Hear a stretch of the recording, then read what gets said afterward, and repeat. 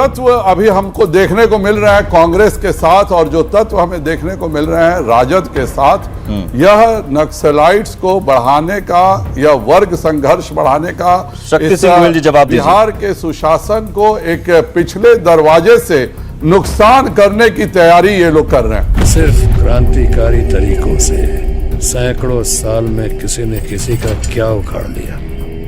अगर तुम रक्त नीति छोड़कर राजनीति में आए तो मैं तुम्हें कुर्सी पे नहीं कानून के सर पे बिठा दूंगा। रक्त नीति अपनाने वालों के जरिए होगी राजनीति। अल्ट्रा जो माओविस्ट फोर्सेस हैं, ठीक है, लोकतंत्र में चुनाव लड़ रहे हैं, लेकिन इन लोगों के साथ आरजेडी के समझौते का धरातल क्या है? और कांग्रेस इस तरह के वामपंथी जो उग्र वामपंथी ताकते हैं, उनके साथ समझौता किस तरह करना चाहती हैं? और इसलिए मैं कहना चाहता हूं कि बिहार को वर्ग संघर्ष में नहीं डालना चाहिए। क्या वर्ग संघर्ष में फिर होगी बिहार की जमीन रक्त रंजित? बीजेपी के बिहार प्रभारी हैं आदरणीय श्री भूपेंद्र यादव जी, वो कह रहे हैं कि वामपंथी ताकतों से रक्त रंजित हो जाएगा बिहार। ये कट्टरपंथी ताकतों ने पूरे देश को रक्त रंजित करने वाले लोग ये उपदेश दे रहे हैं। लाल सलाम का डर दिखाने से मिलेंगे वोट। सारे शिक्षक को लाल सलाम, सारे कर्मचारियों को लाल सलाम, लाल लाल लाल लाल सलाम। कांग्रेस और माले का गठबंधन हुआ है। आप यहाँ पे भी जातीय हिंसा, वर्ग हिंसा, इन सब हिंसाओं को बढ़ावा दे करके और एक कांग्रेस और राजद दोनों एक अल्ट्रा नक्सलाइट्स को बढ़ावा देने का काम कर रही है। भय, डर, नफरत, बंटवारा केवल उनके पास ये है, क्योंकि वो ये नहीं बताएंगे कि उन्होंने 3 ठग बंधन क्यों कर रखे। 3 ठग बंधनों वाली पार्टी भय नहीं दिखाएगी तो मुद्दे कहां बताएगी? सच्चाई को लाल सलाम, सारे कर्मचारियों को वोट प्रपंच में लाल सलाम, लाल लाल लाल लाल सलाम।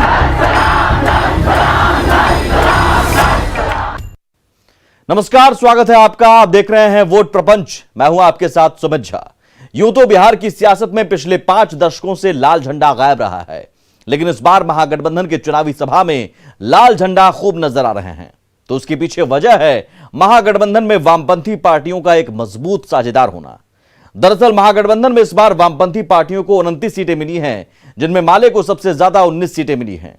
अब इसी को आधार बनाकर बीजेपी आरोप लगा रही है कि आरजेडी और कांग्रेस वामपंथियों के सहारे बिहार में फिर से उग्र वामपंथ और नक्सली हिंसा का दौर लाना चाहती है। सवाल है कि क्या बीजेपी लाल झंडा का डर दिखाकर वोट बटोरने की कोशिश में है या फिर एक हकीकत है? बहरहाल वोट प्रपंच में इस बार है लाल सलाम। आज से सारे शिक्षक को लाल सलाम, सारे कर्मचारियों को लाल सलाम, लाल लाल लाल लाल सलाम।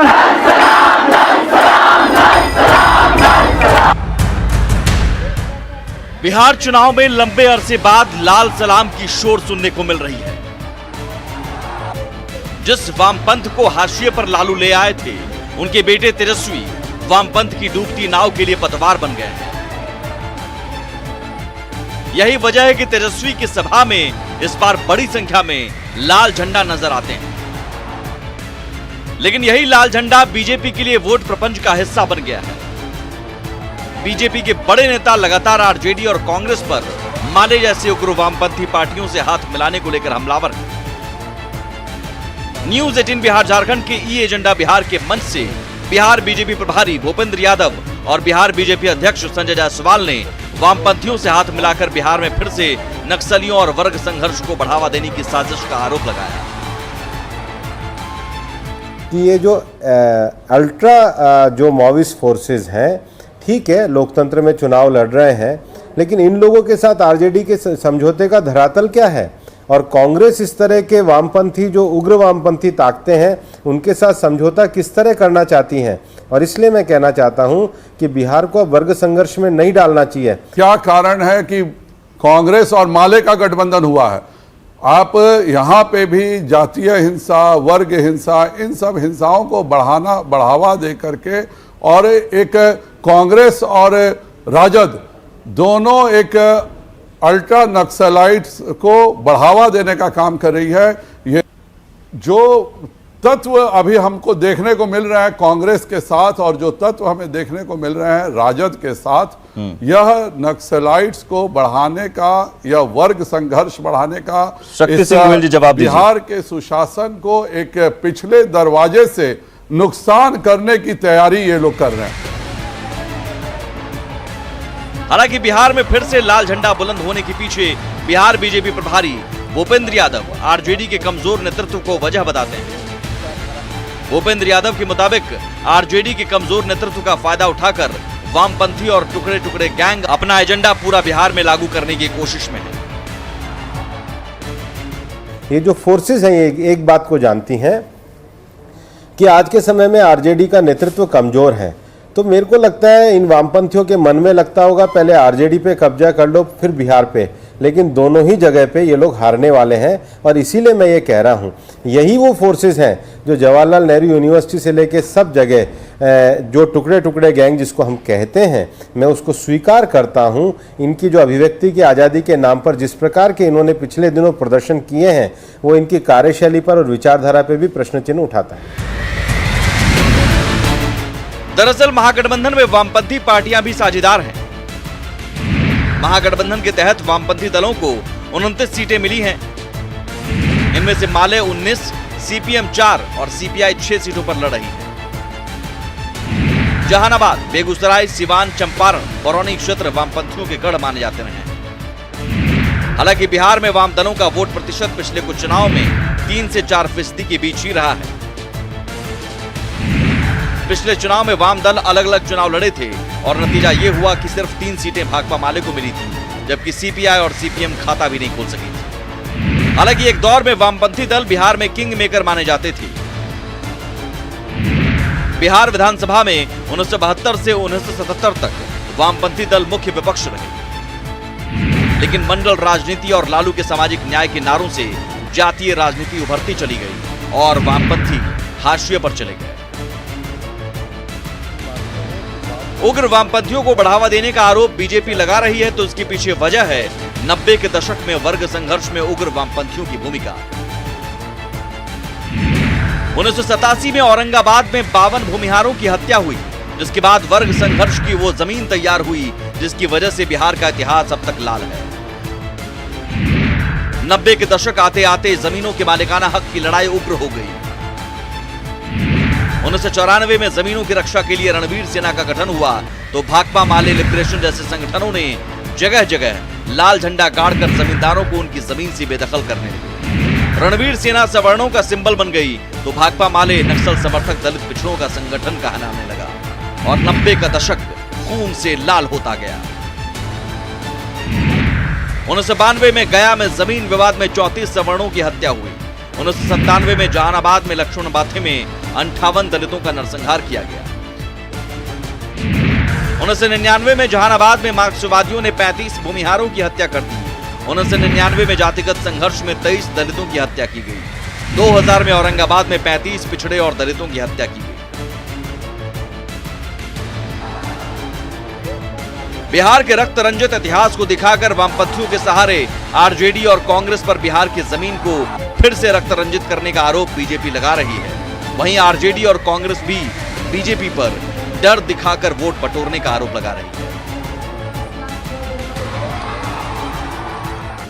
बीजेपी के बिहार प्रभारी हैं आदरणीय श्री भूपेंद्र यादव जी, वो कह रहे हैं कि वामपंथी ताकतों से रक्त रंजित हो जाएगा बिहार।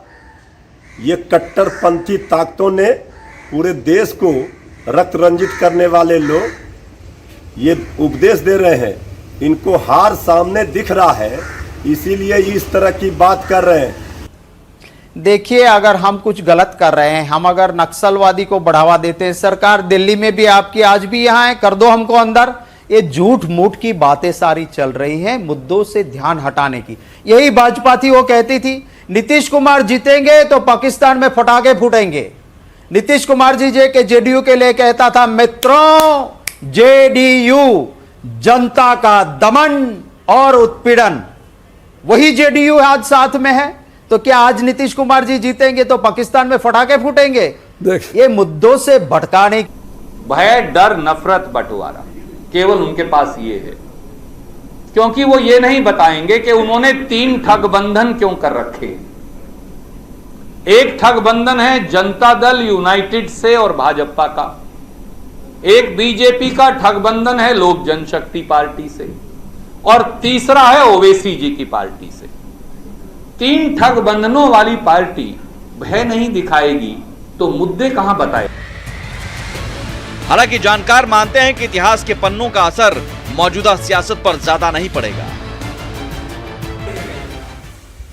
नहीं, समय के साथ सवाल बदलते रहते हैं और ये कहना भारतीय जनता पार्टी के वरिष्ठ नेताओं का कि फिर से एक बार अगर गठबंधन जिसके साथ अब माले जुड़ गई है, फिर ये सत्ता में अगर आती है तो फिर एक वर्ग संघर्ष की शुरुआत हो जाएगी, मैं इससे सहमत नहीं हूँ। क्योंकि जो इतिहास का पहिया होता है वो कभी पीछे की तरफ नहीं जाता है, चीजें आगे की तरफ बढ़ती है। हाँ, इसमें कोई दो राय नहीं है कि जो माले है वो आंदोलन की पार्टी रही है, संघर्ष की पार्टी रही है। बहरहाल देखना होगा क्या इतिहास के लाल रंग का डर दिखाकर वर्तमान में एनडीए को वोट मिल पाता है। Bureau report, news 18। वोट प्रपंच के बाद अब बात बयान बिहारियों की कर लेते हैं। विरोधियों पर जोरदार हमला सत्ता पक्ष की ओर से किया जा रहा है। देखिए और समझिए नेताओं के बयान और उसके मायने को। बुजुर्गों, भाइयों, बहनों, दोस्तों,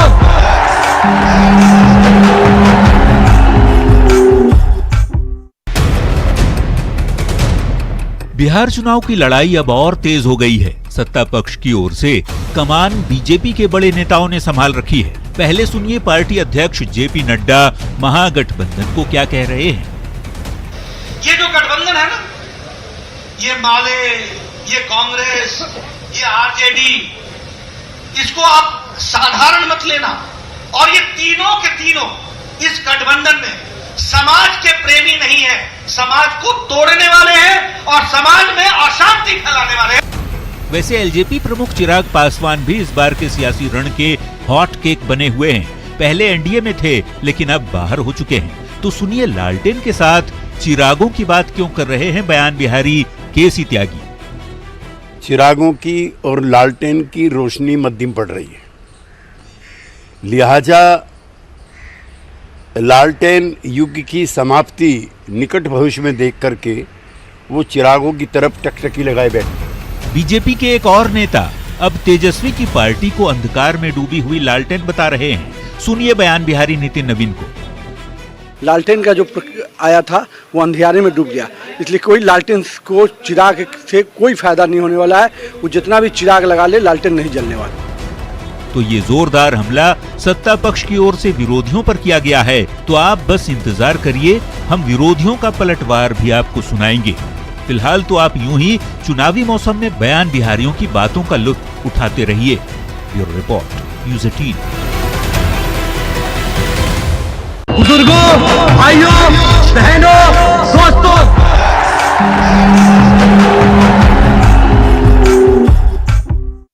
और इस खास शो के आखिर में आपको छोड़ जाते हैं चुनावी वायरल से जुड़ी कुछ तस्वीरों के साथ। रिपोर्ट देखिए और समझिए कि आखिर क्यों नेताजी की तस्वीरें सोशल मीडिया की पसंद बनी हुई हैं।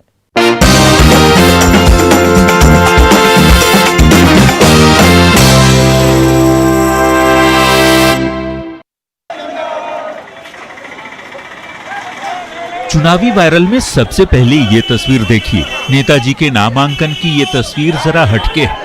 देखिए कैसे भैंस पर सवार होकर पहुंचे हैं नॉमिनेशन करने। ये नेताजी हैं दरभंगा के बहादुरपुर सीट से निर्दलीय प्रत्याशी नचारी मंडल।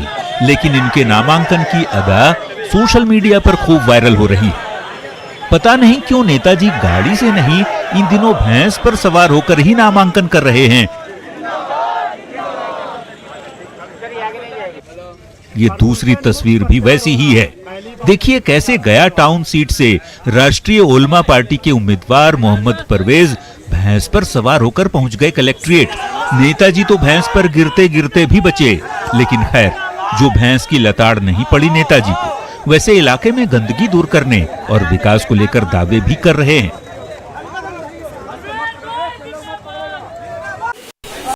चुनावी वायरल की ये तस्वीर भी हैरान करने वाली है। गोपालगंज जिला समाहरणालय के दफ्तर के बरामदे में ये शख्स क्यों रो रहा है जानते हैं?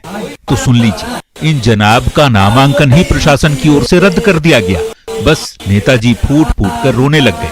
अब पेपर में गड़बड़ी के चलते नॉमिनेशन रद्द हुआ तो इसमें कोई क्या करे, लेकिन ये तो स्थानीय बीजेपी उम्मीदवार पर ही नामांकन रद्द करवाने का आरोप लगा रहे हैं।